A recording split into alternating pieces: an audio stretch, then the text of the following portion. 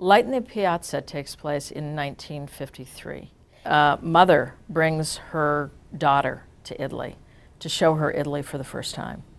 And in the midst of seeing Italy, her daughter falls madly in love with a young man. And her mother has to make the decision about whether or not she's going to help her daughter or stop her daughter from this wonderful love affair.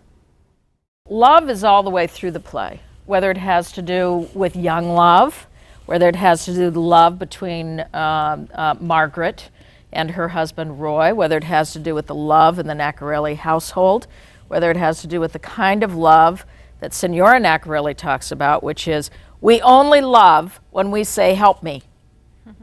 So her love is an active love.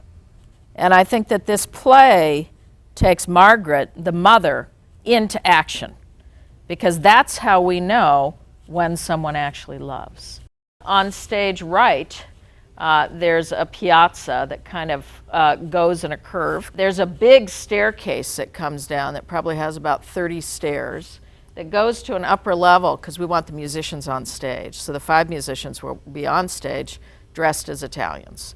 So basically we have like 6 different entrances and exits, which is good because I think that'll have a great flow to it.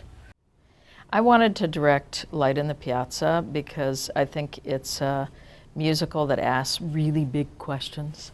And I love it when musicals ask big, difficult, hard questions. And some of the questions that it asks are, how far does love go within a family? How much will a mother do for a child before the mother says, no, that's too much? What are the limitations of love? What's the difference between emotional intelligence and intellectual intelligence?